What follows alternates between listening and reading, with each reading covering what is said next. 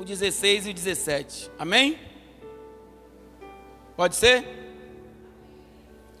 Apareça a tua obra aos teus servos, e a tua glória sobre seus filhos, e seja sobre nós a graça do Senhor nosso Deus, e confirma sobre nós a obra das nossas mãos. Sim, confirma a obra das nossas. Você pode repetir isso comigo? Confirma a obra das nossas. Confirma a obra das nossas. A guisa de introdução para essa noite no culto de doutrina é: qual a obra das tuas mãos? Então, não é uma pergunta do pastor, essa não é uma pergunta de profetas, essa é uma pergunta de Deus. Eu falei que parece que eu tinha conversado com o irmão Wagner de tarde, porque ele bateu justamente na tecla aonde Deus tocou em meu coração nesta tarde, para que trouxesse para cada um de vocês uma palavra dos céus.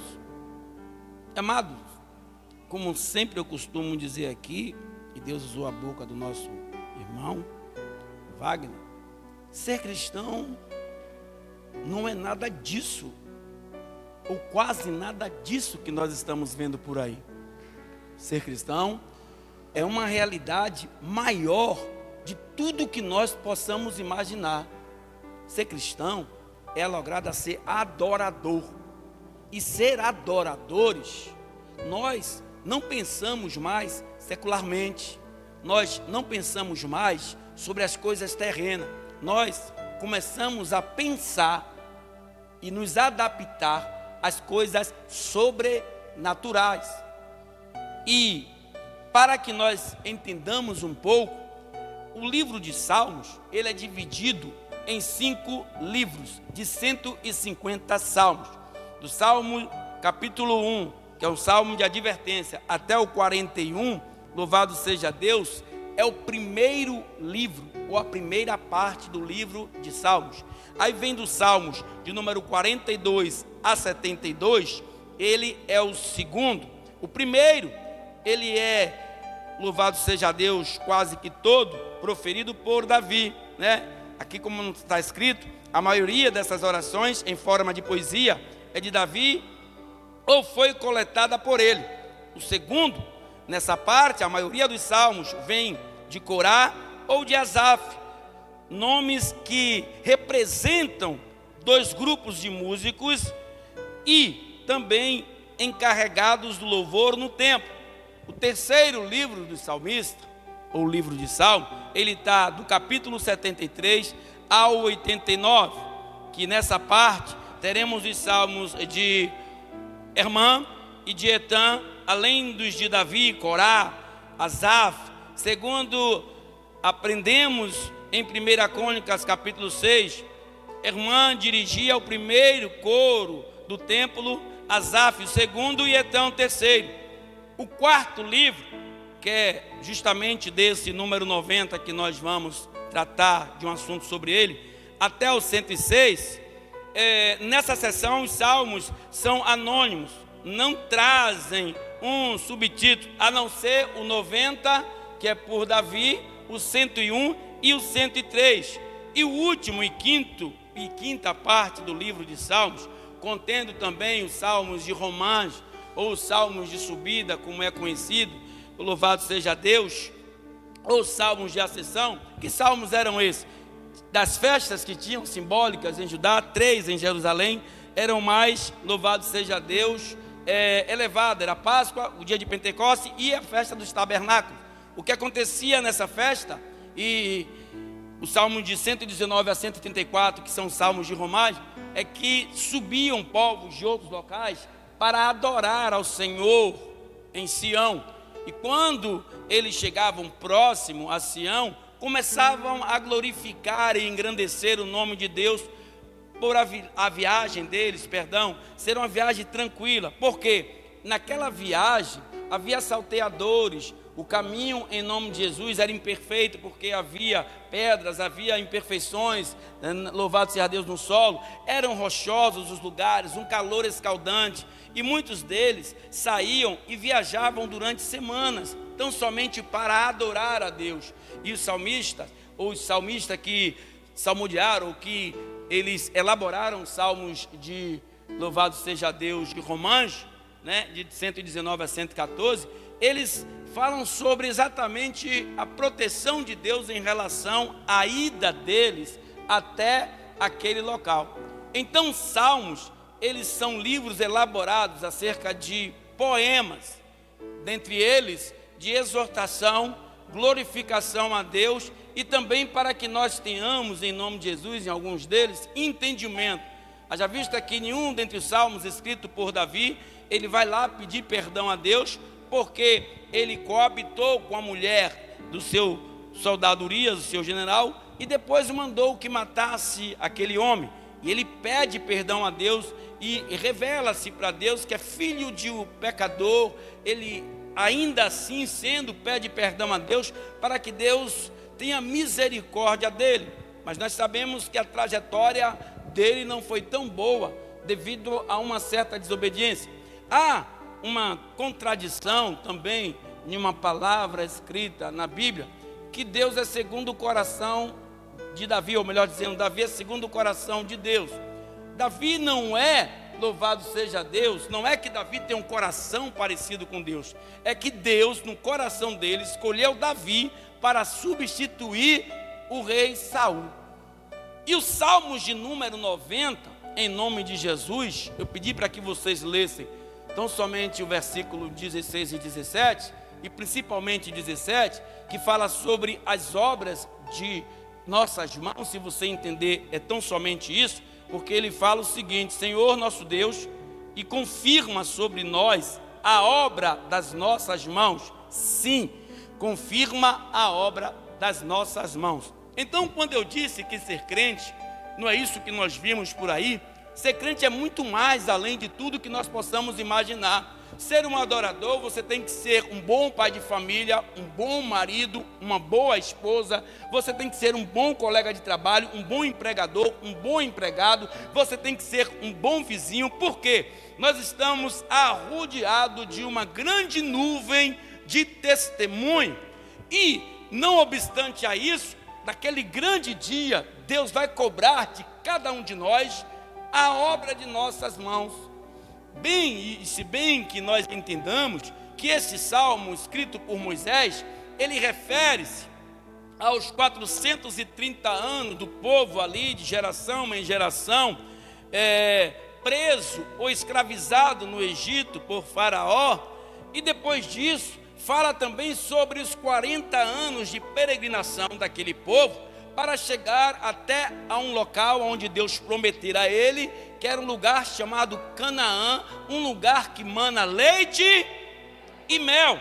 E o interessante de tudo isso é que o início desse salmo, a epígrafe dele, você vai acompanhar comigo em nome de Jesus, capítulo de número 90, e o seu primeiro versículo, ele fala sobre a grande soberania de Deus, o versículo 1 e 2. Ele diz assim: Senhor, Tu tens sido nosso refúgio de geração em geração, e antes que os montes nascessem, ou que Tu formasse a terra e o mundo, sim, de eternidade a eternidade, Tu és Deus.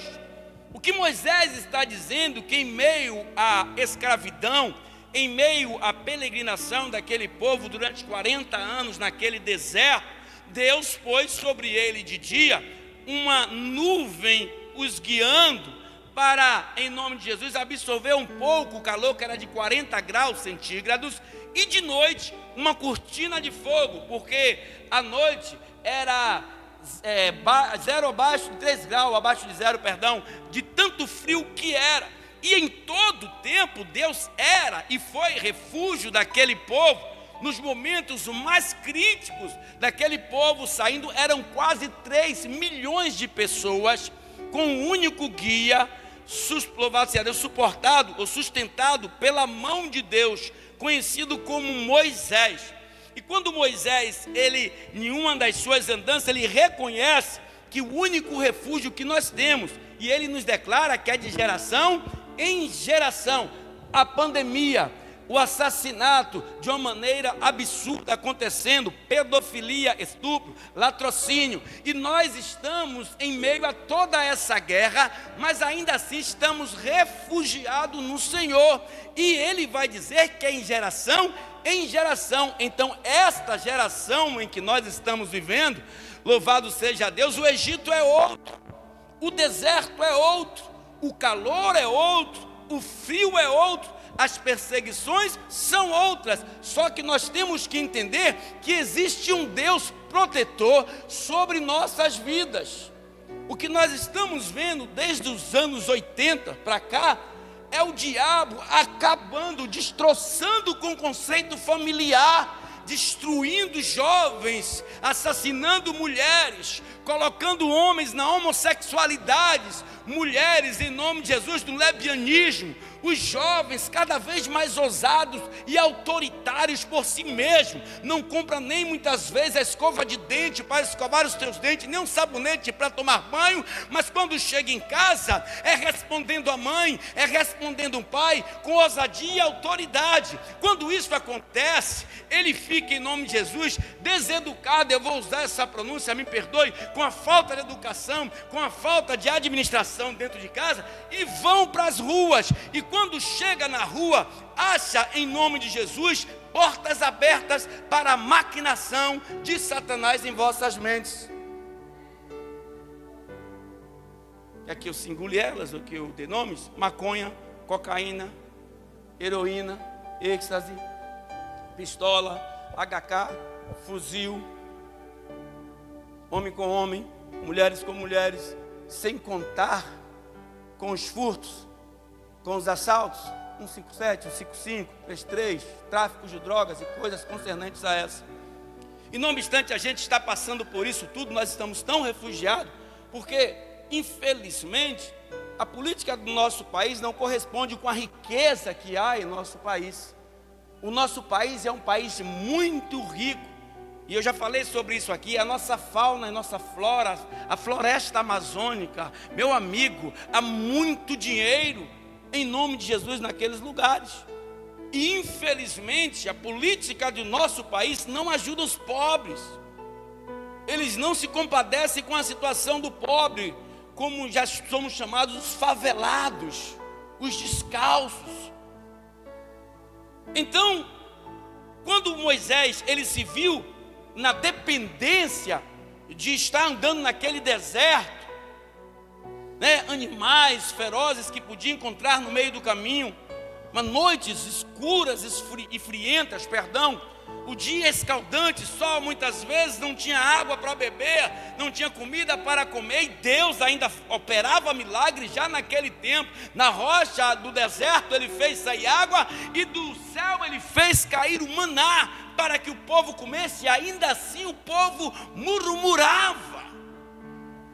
E Moisés entende que antes de que tudo fosse feito, Deus já existia. Então ele já fala, e ele na sua dedicatória no Salmo, ele fala sobre a soberania de Deus no versículo 1 e 2. No versículo 3 e 4, ele fala que Deus é o Pai da eternidade. Vamos ler? Do 3 ao 4, ele diz assim, tu reduzes o homem à destruição e dizes, volvoei, filhos dos homens, porque 1000 anos são aos teus olhos como um dia de ontem que passou, e como a vigília da noite. A vigília da noite, igreja, ela se estabelece em 3 horas. 1000 anos para Deus é como 3 horas, como um piscar de olhos. E ele declara que Deus é o Pai da eternidade. Ele é o príncipe da paz. Eu estou falando da Trindade, Pai, Filho e Espírito Santo, que é o próprio Jesus Cristo que deu a vida na cruz do Calvário por cada um de nós. E o que muitas vezes eu vejo crentes se apegando, auxiliares, nas circunstâncias que acontecem no dia a dia da nossa vida, problemas seculares que ele hão de acontecer, porque a Bíblia fala que haveremos de chorar uma noite, a Bíblia fala que no dia seguinte nós iremos sorrir. E fala também que no mundo nós teremos aflição, mas não podemos perder o ânimo do refúgio de Deus sobre nossa vida. Então ele primeiro já fala de um Deus todo-poderoso, e nesse Deus que nós confiamos, é que nós temos que depositar a nossa fé, a nossa confiança, e também as nossas vidas de forma coerente com Ele, vivendo com Deus ou para Deus de uma forma não arbitrária, mas de uma forma correta. Os salmos, eles foram escritos, louvado seja Deus, ou os salmistas criaram cada um deles, não foram aleatoriamente. Quem foi que colocou os salmos em ordem? Um dos grandes escribas da época, do tempo antigo, Esdras.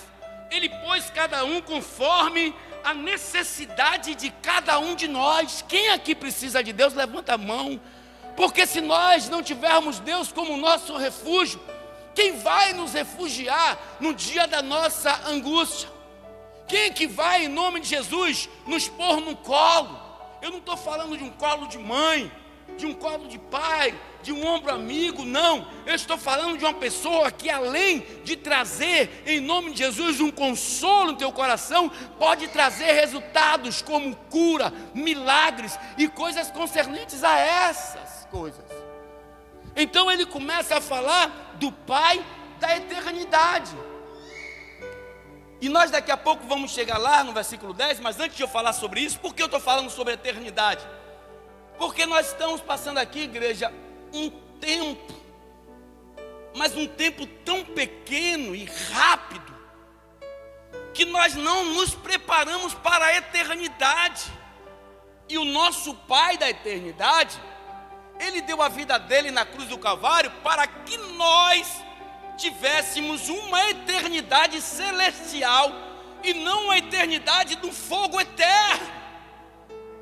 Valorizamos às vezes a cor da nossa pele, valorizamos às vezes a forma bonita que Deus, porventura, Ele foi bom com alguns, pela beleza que nos é estabelecida.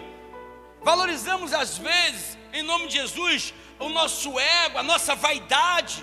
Mas tudo isso vai passar, tudo isso vai ter um tempo determinado, porque o livro de Eclesiastes já nos revela, através do rei Salomão, que há um tempo determinado para todas as coisas debaixo do sol. Então nós temos o nosso tempo, em nome de Jesus, de buscar fazer as obras de Deus, conforme a vontade de Deus. E no capítulo 90, versículo 5, ele fala do tempo do discernimento. Pastor, o que é isso? Hein, Juninho? O que é discernimento? Sabe o que é? Sabe o que é discernir?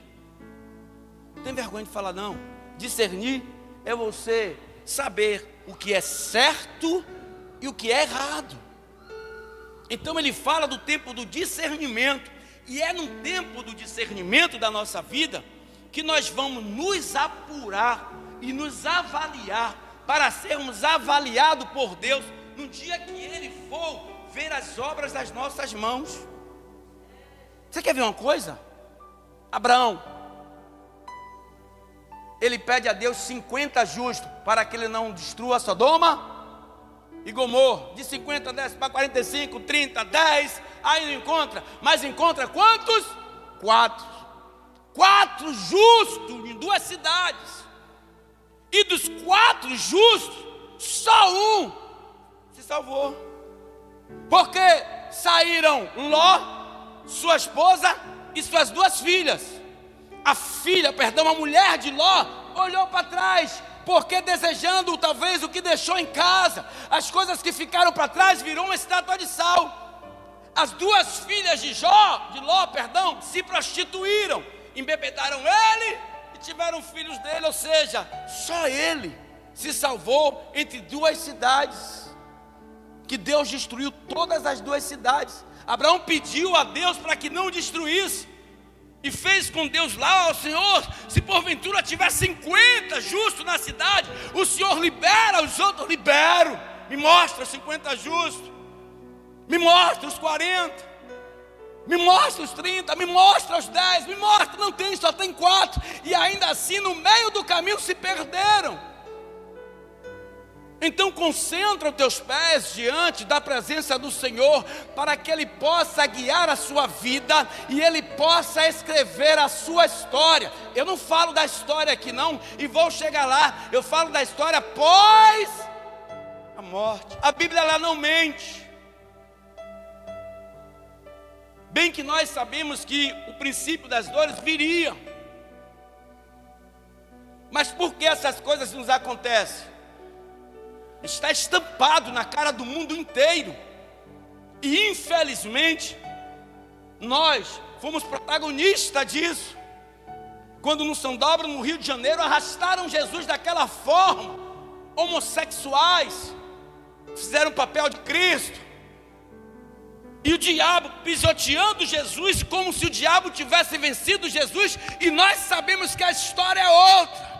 Ele foi, em nome de Jesus, preso, ele foi chicoteado, ele foi crucificado, ele foi morto, ele foi sepultado, mas ao terceiro dia ele foi no inferno, tomou a chave da vida e da morte da mão do diabo. Ele foi, em nome de Jesus, louvado seja Deus, e se demonstrou e mostrou aos discípulos: eu venci a morte, eu venci o diabo, eu estou aqui porque eu sou. Aí quando você bola e não bola com Deus não, é como o Wagner falou aqui nesse instante. Ele, antes de ser amor, ele é justiça. Quantos e quantos Deus já levou à sepultura aí? Ou você vai me dizer que foi Covid? Quantas pragas foram lançadas no Egito e quem foi que colocou? Quantas pessoas morreram na época? Um vírus que ninguém vê. Você não sabe quem está contaminado.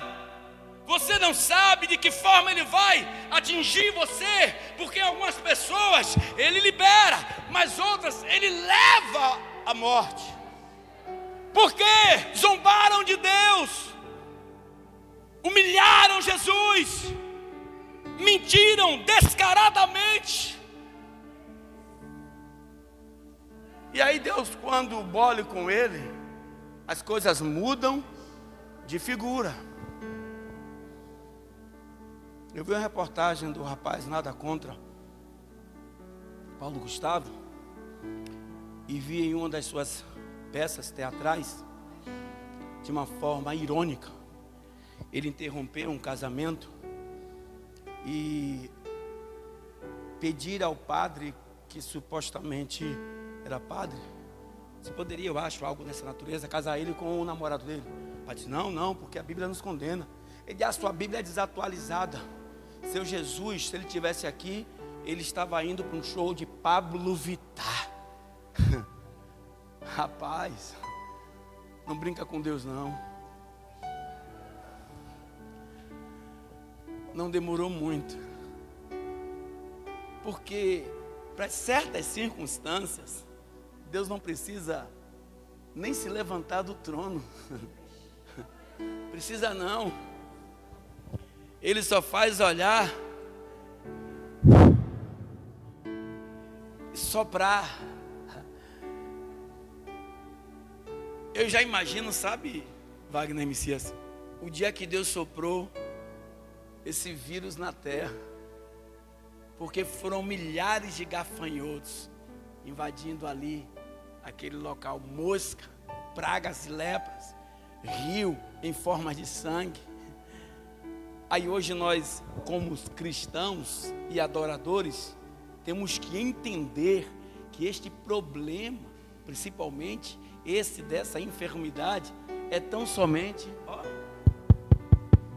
a mão de Deus descendo sobre a iniquidade da terra, a ira de Deus.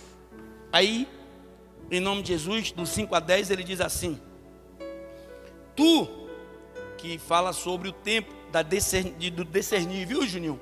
De saber o que é fazer o certo e o que é fazer o errado. É melhor eu ler a Bíblia. Eu queria ver o que aconteceu com aquele outro cidadão. Viu? Passa na televisão. Ele pega a Bíblia, e aqui o nome de Deus, homossexual. Nada contra o homossexual, não sou homofóbico. Cada um faz do seu corpo o que quiser. Né? Que nós estamos no YouTube para depois não dizer que eu estou aqui sendo homofóbico. Não, cada um tem o direito de escolher o que quiser. Religião, etnia, né? Raça, o que for. Tem direito de ser o que a culpa é dele, né?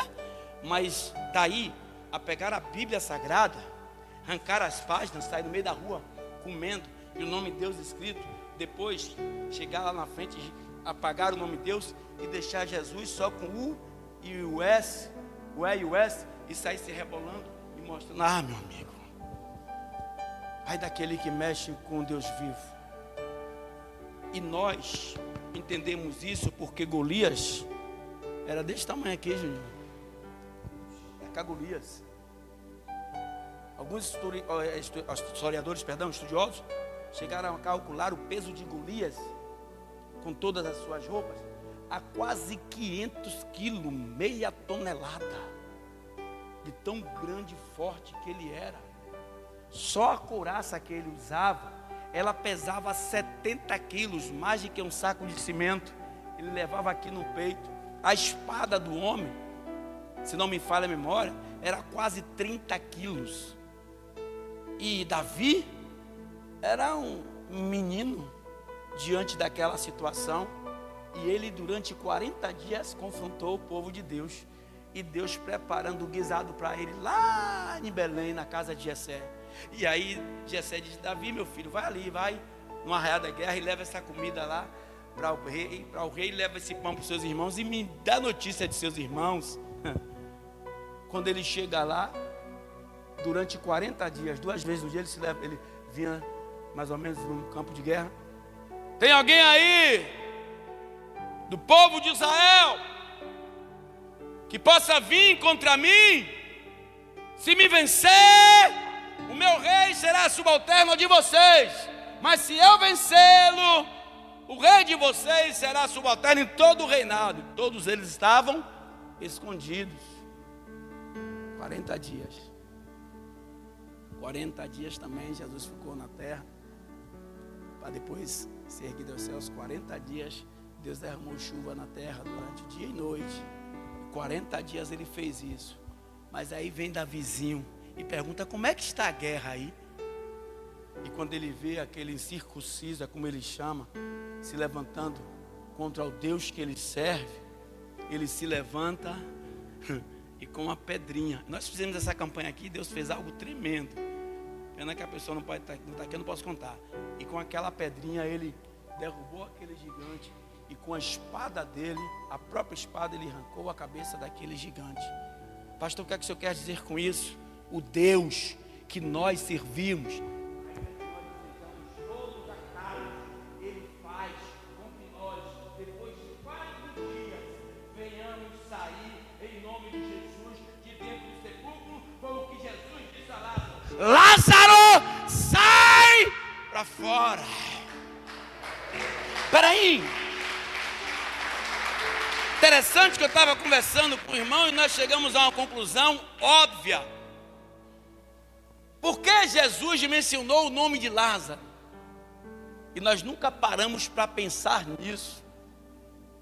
Porque se Jesus fala assim, ó, defunto, sai para fora, imagina quantos defuntos não iam sair dos sepulcros ali, atados, porque ele chamou. Então ele foi inteligente e disse: por enquanto só Lázaro, Lázaro, sai para fora. E quando ele sai todo atado, ele diz: desatai-o e deixe-o ir. É esse Deus que eu sirvo, é esse Deus que você serve, é esse Deus que opera nos céus, que opera na terra e debaixo da terra, e contra esse Deus não tem nada que possa. Então que haja discernimento em nós, de aprendermos a andar conforme a vontade de Deus, ao que Ele diz em nome de Jesus. Tu os leva, versículo 5, como corrente de água, são como um sono, são como a erva que cresce de madrugada, e de madrugada cresce e floresce, e à tarde corta-se e seca. louvado seja Deus, pois somos consumidos pela tua ira e pelo teu furor somos angustiados. Diante de ti puseste as nossas iniquidades, os nossos pecados ocultos à luz do teu rosto, pois todos os nossos dias vão passando na tua indignação. Acabem-se em nome de Jesus os nossos anos, como um conto ligeiro. Pega agora o versículo 10. A duração da nossa vida é de 70 anos, e se alguns pela sua robustez chegam a 80 anos, e o melhor, louvado seja Deus dele, é canseira e enfado, pois passa rapidamente e nós voamos. Pastor, não entendi não. Prepare-se para o dia vindouro. Pastor, que dia é o dia de amanhã? Que dia é o dia de depois de amanhã? Para que dia é, pastor? É para daqui a uma semana. Eu tenho que me preparar para quê? Para a eternidade. O nosso tempo de vida na terra, em nome de Jesus, está chegando ao fim. E nós temos que nos preparar para aquilo que Deus nos chamou. Quais são as obras das tuas mãos? Quando você morrer e que você, em nome de Jesus, fosse apresentar a Ele, Ele vai perguntar: me mostra as tuas obras, o que você tem para dar a Ele. Hoje, se você morresse exatamente nessa noite, o que você tem para apresentar a Ele? Mostra as obras das tuas mãos. Como esposo, como esposa, como homem, como mulher, como empregado ou empregador, como vizinho ou colega de trabalho, como estudante, como filhos. O que é que você tem para apresentar a Ele, se Ele vier te buscar agora?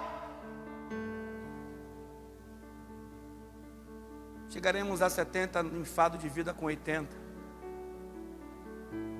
E durante esse discurso, ele fala sobre a gente aprender a discernir, sabe, Wagner?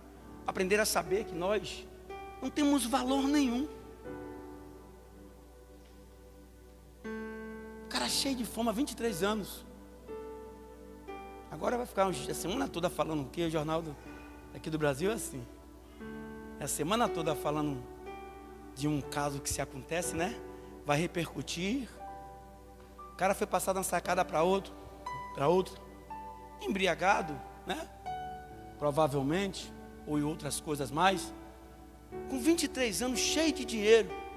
Aí caiu. Ele nunca imaginaria na vida dele que ele iria morrer naquela noite. MC Kevin, quer saber o nome? Eu digo. Cheio de tatuagem, cheio de dinheiro. E agora?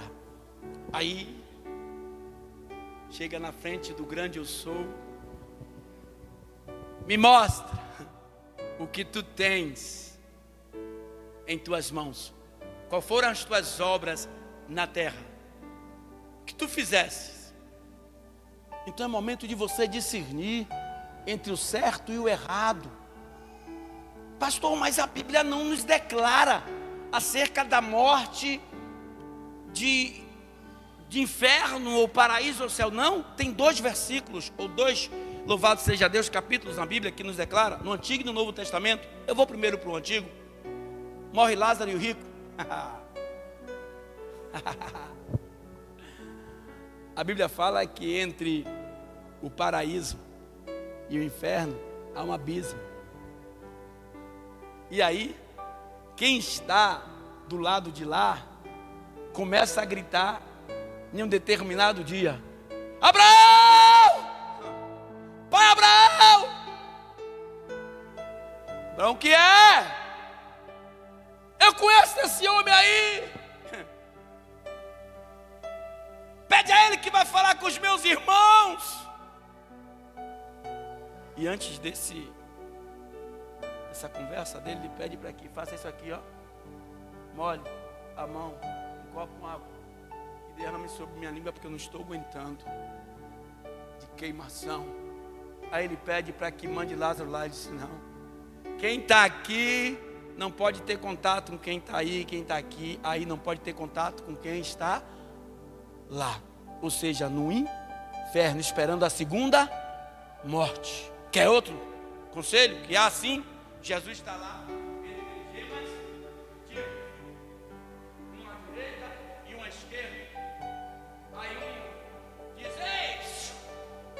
Que é o Deus dos judeus, o rei dos judeus, por que não salva-se a ti mesmo? Aí o outro, cale-se, nós estamos aqui porque merecemos estar, mas esse homem nada fez. Aí ele disse, Jesus, lembra-te de mim, quando te tiveres com teu pai. Ele disse, ainda hoje, tu estarás comigo no paraíso. Então, como dizem Eclesiastes, há tempo para todas as coisas debaixo do céu. Há tempo de nascer, há tempo de crescer, tempo de plantar, tempo de arrancar o que se plantou. Há tempo de sorrir, tempo de chorar. Há tempo de alegria, tempo de tristeza, mas há tempo de morrer. Olha para o irmão que está do outro lado. Diga, você está preparado para morrer? Pergunta, diga, você está preparada para morrer? Então temos que aprender a discernir as coisas certas das coisas erradas, igreja. A morte, a Bíblia nos relata ela como um fio de prata entre a vida e a morte. Da mesma hora em que nós estamos vivos, nós podemos morrer a qualquer momento, seja de que forma for. Mas a verdade é que nós, todos nós, temos que nos apresentar no tribunal da justiça de Deus. Olha o que ele diz do versículo 11 ao versículo de número 13. Que nós voltemos ao Senhor. Olha para o irmão que está do lado, olha carinhosamente. Diga, volta aqui para o Senhor. Vocês são gêmeas, é? É mesmo? Gêmea mesmo, de gêmea do mesmo. Tire rapidinho aí para eu ver se é mesmo. Tira aí, tira isso aí. Tira aí dela. Tira o seu. Tira. É mesmo. Benção. É filha da senhora? Parecidíssimas. Amém? Esaú e Jacó também eram gêmeos. E ele fala no versículo de número 11 e 13, que nós voltemos ao Senhor. Olha o que ele diz: quem conhece o poder da tua ira e a tua cólera, segundo o temor que te é devido, ensina-nos a contar os nossos dias, de tal maneira que alcancemos coração sábio. Volta-te para nós, Senhor, até quando? E aplaca-te para com os teus servos. O que é que ele está querendo dizer aí? Sejamos sábios, Lilian. Que nós tropecemos, sabe, Wagner? Que nós venhamos até cair, mas que levantemos, que tenhamos a prudência, em nome de Jesus, de andar conforme a vontade dEle, porque Ele sabe o que é melhor para cada um de nós. Então, o que é que Moisés pede para ele? Ensina-nos a andar, para que a tua ira e a tua cólera não chegue até nós. Olha o que diz no provérbio de Salomão, capítulo 3. Filho meu, não te esqueças da minha lei, e o teu coração guarde os meus mandamentos, porque eles aumentarão os teus dias, e te acrescentarão anos de vida e paz. Então o que é que Moisés estava falando com Deus, pedindo acerca do povo? Eu vou ler de novo, versículo 11, ele estava falando em nome de Jesus para que nós retornemos ao Senhor, voltemos ao primeiro amor. Aquele que não é cristão, em nome de Jesus, que adote no seu conceito que você precisa de Deus, que nós precisamos de Deus, não Ele que precisa de nós. Nos Salmos vai dizer que Ele que nos escolheu, 140 se não me falha a memória, e não nós que escolhemos eles. 3 milhões de embriões dentro, louvado seja Deus, dentro de sua mãe, do ovário, quantos tem lá para que Ele escolhesse você? Então você já é, em nome de Jesus, predestinado a receber de Deus aquilo que Ele tem para te dar. Tão somente depende de mim, tão somente depende de cada um de vocês. Olha o que Ele diz em nome de Jesus: quem conhece o poder da tua ira? Está aí o poder da ira de Deus. E a tua cólera, segundo o temor que te é devido. Ensina-nos contar os nossos dias de tal maneira que alcancemos em nome de Jesus um coração sábio. Poxa, eu fico triste, sabe? Como eu falei aqui na pregação dos Dias das Mães, né? E Deus me trouxe a um tema interessante, viu? Tá lá, depois você olha no YouTube. João capítulo 2, se não me falha a memória. No primeiro milagre de Jesus, João só recita 7 milagres, diferentes de Marcos, Mateus, Marcos e Lucas. E ele fala desse primeiro milagre. Todos nós pregamos sobre isso, já ouvimos, sabe, quase canseiramente, sobre o primeiro milagre, transformar água. Só que eu apurei ali e trouxe para os Dias das Mães que João, ele enfatiga 4 vezes o Dia das Mães. Ele fala que na boda em Caná da Galileia estava a mãe de Jesus e também foram convidados Jesus e seus discípulos. E quando a mãe de Jesus percebe que o vinho acabou, ela vai até quem? Jesus, e diz a ele: acabou o vinho. Ele: o que tenho eu contigo, mulher? Ainda não é chegada a minha hora. Mas como eu disse, toda mãe conhece o seu filho. Ela disse: olha, os empregados, faça tudo quanto ele mandar. Ele era Deus, ele é Deus. Ele reconheceu que era Deus quando ele chamou ela de mulher. Mas como filho, ele obedeceu e disse: encha todas essas talhas de águas. E depois mandou dar ao provador mestre Sala. E o provador disse que era o melhor vinho. Então que nós vivamos com coerência, inteligência, capacidade em nome de Jesus, de saber que essa porcaria chamada carne, uma hora vai apodrecer, vai estar em estado de decomposição, sabe? E vai se explodir toda por dentro, porque essa, em nome de Jesus, é a etapa que serve para o final da nossa carne. Mas e a nossa alma, e a tua alma? E o teu saber? E o teu querer? E o teu discernir? Poxa, nós nos apegamos com tão pouco. Eu me lembro que quando eu aceitei Jesus, ou quando Jesus me aceitou, perdão, na mesma hora me bateu um pensamento: e agora? Como é que eu vou parar de tomar a minha cerveja?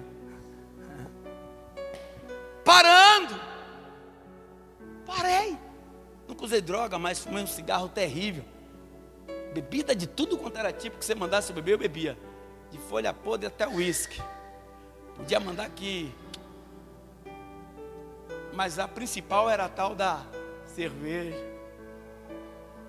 E a Bíblia fala que desce, e o povo fala que desce redondo. Quem desceu de lá redondo para cá foi o diabo, quando tentou confrontar a Deus. E eu não quero não, deixa eu subir quadrado. Deixa eu subir enquadrado nas normas de Deus, nos preceitos de Deus, sabe? Nas doutrinas de Deus, nos mandamentos de Deus. Deixa eu subir quadradinho mesmo. Aí, no capítulo de número 14, 15, ele faz um pedido de misericórdia. Já vamos terminar. Olha o que ele diz: sacia-nos, Senhor, de madrugada com a tua benignidade, para que nos regozijemos e nos alegremos todos os dias. Alegra-nos pelos dias em que nos afligiste, pelos anos em que vivimos o mal. O que é que ele está pedindo a Deus? está vivendo nesse mundo, derrama alegria sobre nossas vidas. Porque o que o diabo quer é ver você chorando, é ver você sofrendo, é ver você angustiado, é ver você trêmulo, é ver você completamente disperso, é ver você, sabe, sem sabedoria. Mas aí ele fala no versículo 1, ó, tu és o nosso refúgio de geração em geração. Aonde eu devo buscar refúgio? No Senhor. Aonde eu devo buscar força? No Senhor. Aonde eu devo buscar alegria? No Senhor. A alegria do Senhor é que nos fortalece. E quando é que Deus está alegre conosco? Quando nós estamos segundo a sua vontade. Então ele fica alegre e nós fortemente no Senhor. E aí, nos últimos versículos, que é a priori, e como guisa de introdução, qual a obra das tuas mãos? Aí ele fala assim, ó, versículo 16 e 17. Aparece, primeiro ele fala da obra de Deus, a tua obra aos teus servos e a tua glória sobre os seus filhos. E seja sobre nós a graça do Senhor. Olha o que ele fala, aparece a tua obra. Louvado seja Deus aos teus servos e a tua glória sobre os teus filhos. Isso já aconteceu? Os evangelhos, Jesus já nos apareceu como a obra de Deus e como a glória de Deus viva. Ele já enviou o teu Filho unigênito, João 3,16, para que todo aquele que nele crê não pereça, mas tenha vida eterna. Ele diz assim, ó, eu estou só em nome de Jesus, fazendo uma analogia. Claro que isso ele escreveu para aqueles tempos onde eles estavam ali no deserto, e tudo que Deus fez por eles. Apesar de ele não ter entrado em Canaã, alguns chegam a dizer que o próprio Deus sepultou o corpo de Moisés, que até hoje não tem uma origem aonde colocaram um local, melhor dizendo, aonde colocaram o corpo de Moisés. Então Moisés fala isso, claro, mas nós temos que trazer para os nossos tempos contemporâneos, para a nossa geração. Olha o que ele fala, ó, alegra-nos pelos dias que nos afligiste, pelos anos em que vimos o mal. Nós estamos vendo o mal todos os dias. Mas o que é que ele fala? Senhor, nos alegra. Mas que alegria é essa, pastor? De ver alguém morrendo e se alegrando? Não. É na alegria do Senhor. E como é que eu me alegro no Senhor? É como o irmão Wagner falou aqui há poucos instantes. É você sendo fiel com Ele. É você sendo capaz com Ele. É você buscando a Ele. Não vivendo em nome de Jesus em cima do muro, como se fosse em nome de Jesus. Jesus é uma brincadeira. Uma hora eu sou de Deus, outra eu sou do diabo. Uma hora eu sou de Deus, outra hora eu sou do diabo. Uma hora eu sou de Deus, outra hora eu sou do diabo. Mas vai ter uma hora que você vai cair.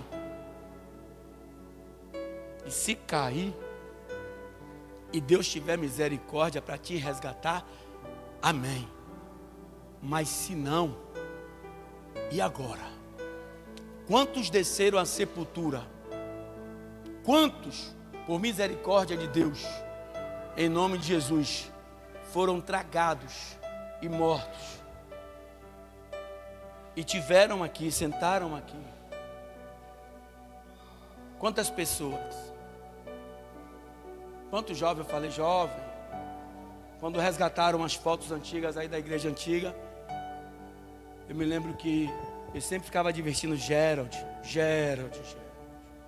Jesus tem um plano na tua vida, meu filho. Ele não ouviu. Teve outros mais, e não deram ouvido. Mas para mim, para vocês que estão aqui, ainda há uma chance. Ainda há um momento. E o momento é esse. E para finalizar, ele diz assim, ó: e seja sobre nós a graça do Senhor nosso Deus, e confirma sobre nós a obra das nossas mãos. Sim, confirma a obra das nossas mãos. O que é que nós temos para dar a Ele hoje?